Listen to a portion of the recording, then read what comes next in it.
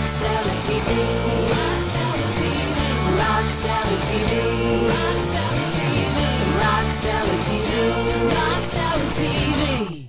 Well, in the 60s, with the first flush of major success, when it really happened, when you knew that you weren't going to have to work at the gas station any longer. Or the sheet metal, or the Love Sheet Metal. Or the Love Sheet Metal factory. Yeah. How do you think fame, success, and ego affected each member in the band, and how were you able to stay grounded? Well, it affects everybody differently because everybody's got a different personality, different experiences. I think my Uncle Murray was very brutal emotionally. I mean, he was brutal in other ways too, physically. Just a brutal person. He was not a happy guy. And he took it out on his sons, Brian, Dennis, and Carl. And they each have their individual personalities and reacted differently. So in my case, my father was a very hardworking, kind of stoic guy, devoted to his family and provided great. And my mom was, she was more the artistic type, but he provided the stability, whereas my mom provided the emotional and musical part of things. So although we experienced similar things, it was different according to different personalities and stuff. So I don't know, I think I always appreciated what my father brought to the situation, which was the stability and hard work. And so, that combined with the fact that I ran cross country in high school, it may not make any difference to anybody, but cross country and track was pretty interesting because I would run 5 miles in the morning before I even went to school. And then I work out in the afternoon. So I'm not afraid of hard work. And people will say, Mike, you did 175 shows this year. That's really hard. I said, no. We have a great crew. It sets up for us and everything. What I do is not hard. What my parents and grandparents did, that was hard. So I appreciate, that kind of hard work and dedication. And we have a miraculous thing going on with our music because it creates so much happiness, not only for ourselves subjectively, but objectively. I mean, not everybody likes the Beach Boys, but several million do. So it's a good thing all over the world, We start a song in Japan, they go, ah, they hear dun, dun, dun, dun, dun, dun, dun, dun, dun. They hear California Girls opening up, they yell, And then in Germany, they stomp to help me, Rhonda. So it's really fun, and people get really happy about it. So, and we can be a little melancholy in Warmth of the Sun or In My Room or Till I Die, something like that.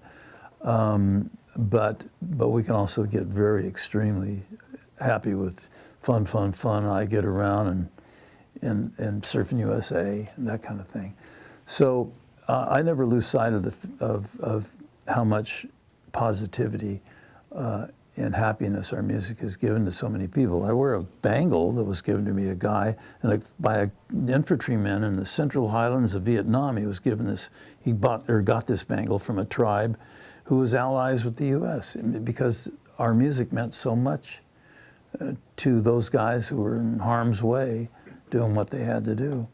And so there's just so many things going on in the positive sense that, to me, it far outweighs the negative things that you can get trapped into or obsess on or whatever. Well, I don't do that. What's the source of your ambition?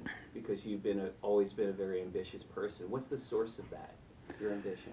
The source of my ambition for doing music and staying healthy and meditating and stuff is that I want to be a force for good and a force for evolution.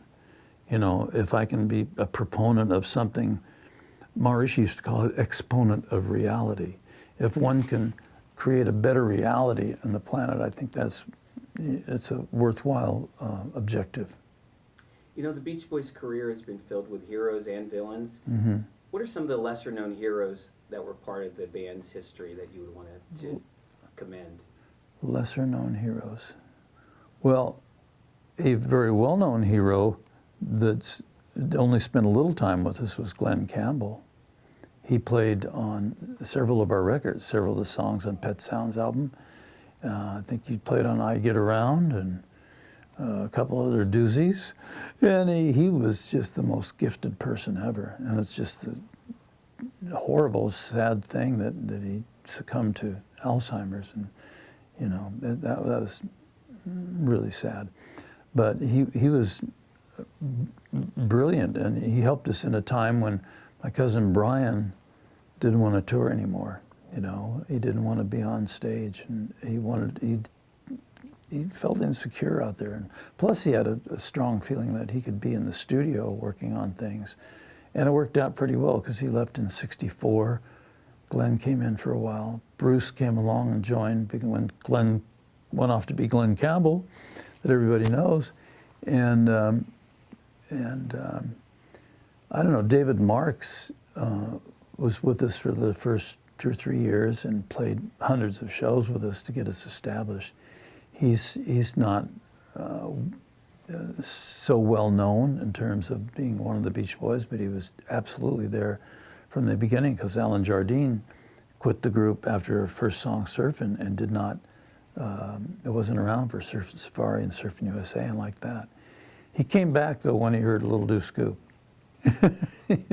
Yeah. The Sunflower album is one of the lesser successful, a less successful album, but perhaps one of the greatest records in terms of artistic achievements in the Beach Boys' history. And it was one where Brian wasn't as involved as much. It was one where the group really kind of took over. Yeah. You know, certainly Carl and you and Al and Dennis quite a bit as well in that That's record. true.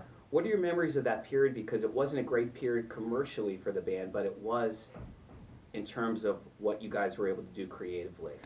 Yeah, well, the thing is, that there's highs and lows in the recording industry. At the end of our Capitol Records contract, which is in the late '60s, we had Do It Again, which is #1 in England.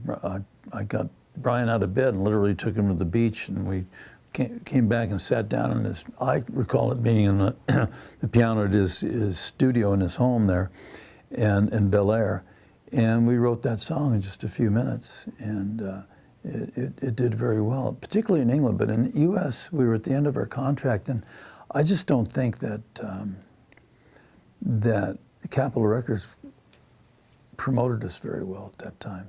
In fact, just a couple of years before that, they were just calling us the #1 surfing group in the USA when there were things like the Vietnam War percolating and student unrest and civil rights and all this kind of stuff was going on. So, but at the same time, we did Good Vibrations, which is as avant-garde as one can be, I think. It was a fantastic,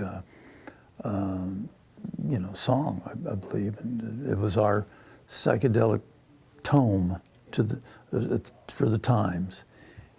But Sunflower was a record where Brian wasn't as involved, and you guys all stepped to the table creatively. Well, yes, because Brian became somewhat reclusive and retired, literally from being as active as he once was in the studio.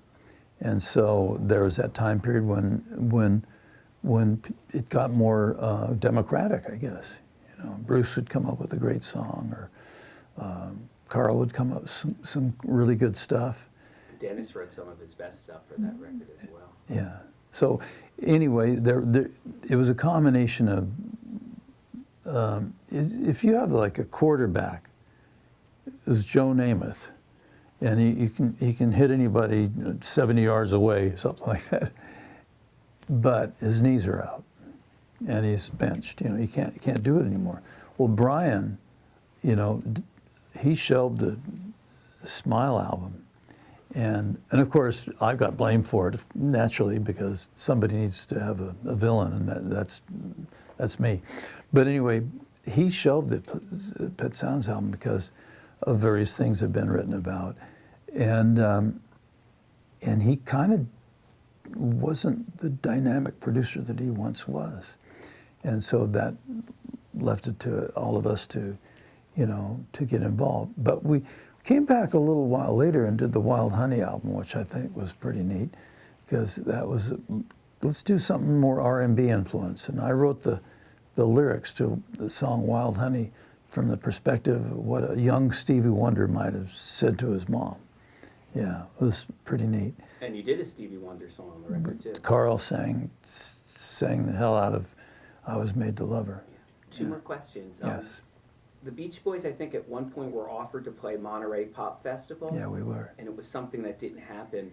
Why didn't you guys do it? And do you think, had you guys performed there, that perhaps would have worked in the band's favor? I think it would have been a lot better for the band, because there are a lot of people came out of that event. Why did you turn it down?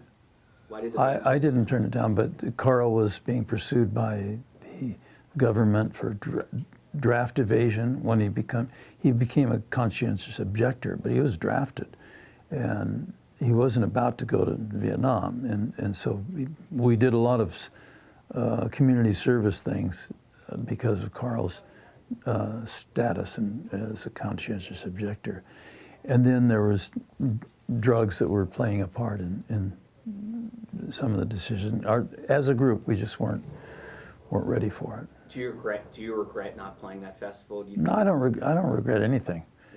Yeah. I regret not being knowledgeable enough to know what to do when the incursion of drugs came into play, or alcohol.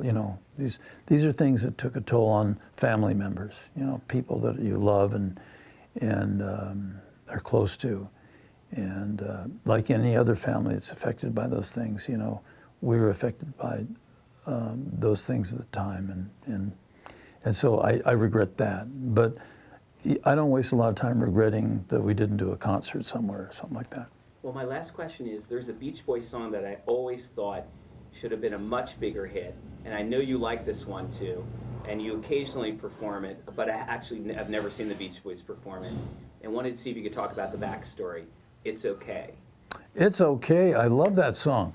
I wrote it with my cousin Brian. It came out on our 15 Big Ones album, and it was an early summer recording. It was meant to be released in the early summer. Fun is in, it's no sin, it's that time again to shed your load, hit the road on the run again, summer skies in our eyes and a warmer sun. It's one for all for one, all for all, out fun.